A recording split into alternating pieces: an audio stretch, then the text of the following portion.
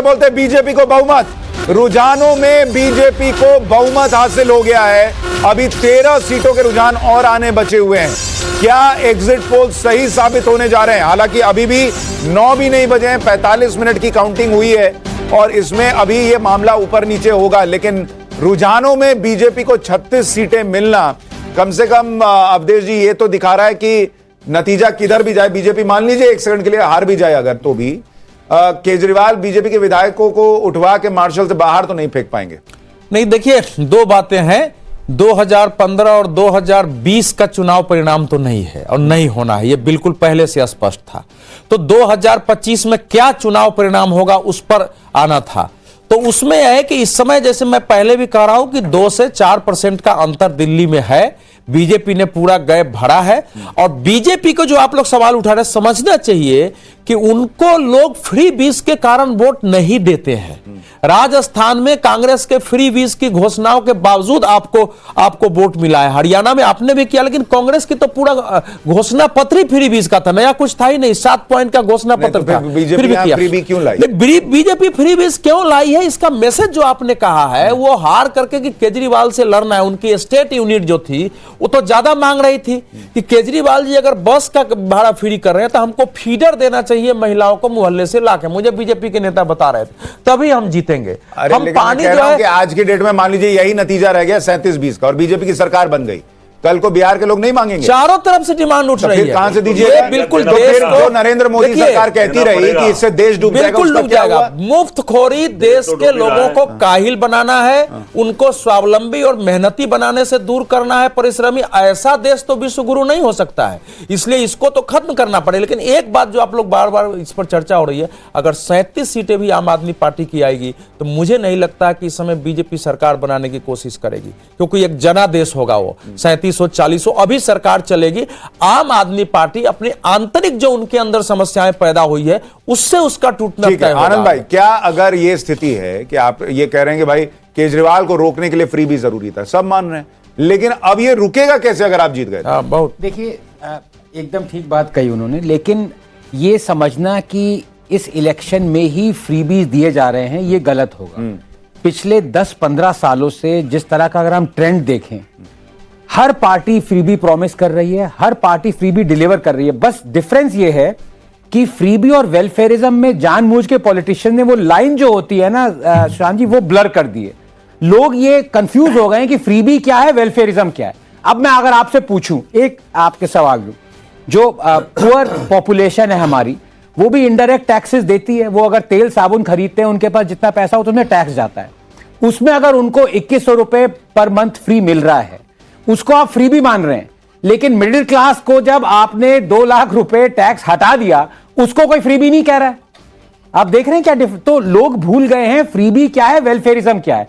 अब मेरे ख्याल से मदर ऑफ ऑल फ्रीबी, जो सारी फ्रीबी का मदर है, जो कोई पॉलिटिशियन टच करने को हिम्मत नहीं है, वो है एमएसपी। आप सरकार हर साल 3 लाख 4 लाख करोड़ प्रोक्योर करती जा रही है। आपकी बफर मैक्सिमम लिमिट है 40 मिलियन टन। आपके पास 100 मिलियन टन अनाज है, क्योंकि आप प्लेकेट कर रहे हैं वोट बैंक को। नहीं, और उसमें सबसे बड़ी समस्या दूसरी है। आनंद भाई, आपको याद होगा, आनंद भाई, हमने एक चर्चा की थी और उसमें हमने ये बात भी की थी कि एक तो आप कह रहे हैं एमएसपी की समस्या है, दूसरा कि आप चूंकि अब आपको एमएसपी देनी है और आप खरीदे जा रहे हैं, तो जो खरीद लिया उसको रखेंगे कहां? तो आप मुफ्त राशन बांट रहे हैं और वो एंडलेस चलेगा, नहीं वो खत्म नहीं होने वाला दुनिया और उस पे 11 लाख करोड़ रुपए का खर्च है बहुत। सर, साम्यवादी सत्ताओं के विध्वंस का एक बड़ा कारण जो था वो यही था कि ये स्टेट ने जरूरत से ज्यादा अपने ऊपर आर्थिक वित्तीय जिम्मेवारी ले ली थी। भारत अगर उस दिशा में बढ़ेगा, देखिए भारत के किसानों का संपूर्ण उपज किसी सरकार की हैसियत नहीं है खरीदने के लिए, उसके लिए ढांचा बनाने की जरूरत थी। कृषि कानून उसी के लिए था। सर एक मिनट, अवधेश जी, आपको रोककर एक दूसरे अवधेश को सुनवा दूं। एक और अवधेश बोल रहे हैं, मिल्कीपुर से पीछे चल रही है सपा। और हमारे नेता माननीय अखिलेश यादव जी की कृपा पर यकीन और विश्वास के साथ मैं कह सकता हूं और कह रहा हूं कि भारतीय जनता पार्टी ने यूं तो बेईमानी का पूरा रिकॉर्ड तोड़ दिया गया।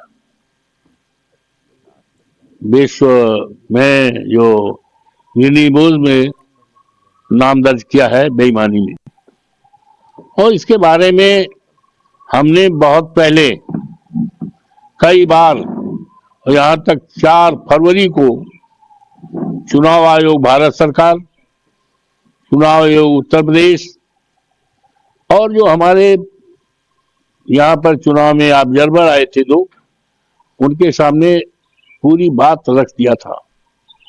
एक एक अक्षर उन्होंने पढ़ा और जो जो शिकायतें और संभावनाएं थी जिनके बारे में मैंने उनको पूरी तरह से, और यहाँ के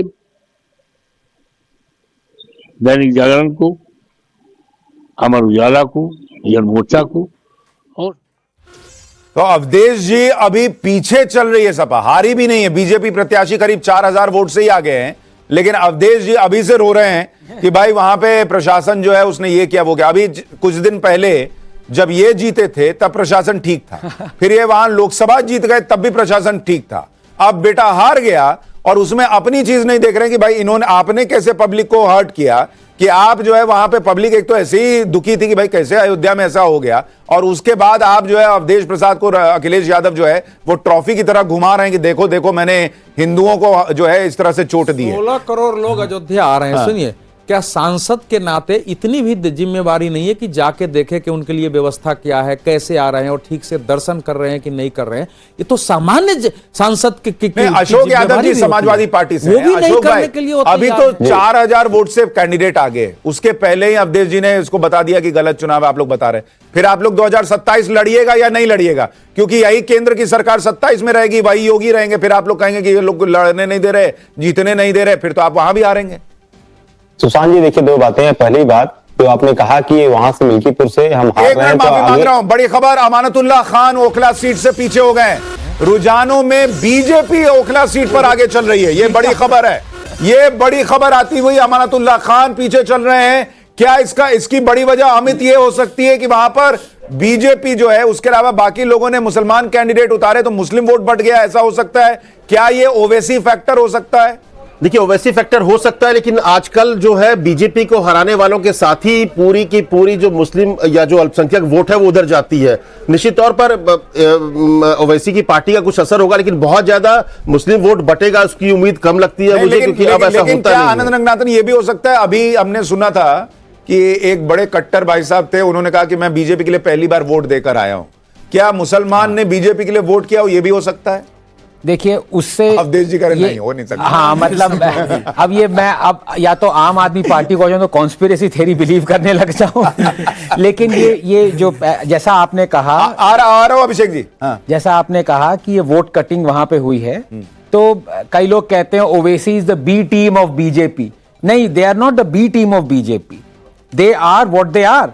वो आप किसी भी स्ट्रॉन्ग मुस्लिम स्ट्रॉन्ग होल्ड में अगर आप ओवैसी को लगाएंगे तो दे विल, लोग कंफ्यूज होंगे, क्योंकि आपका भी जो कैंडिडेट है ना उसने भी डिलीवर नहीं किया पिछले 10 साल से। तो मतलब anti incumbency plus Owaisi factor, मतलब कोई एक फैक्टर नहीं सुशांत जी, 2 फैक्टर। ठीक है।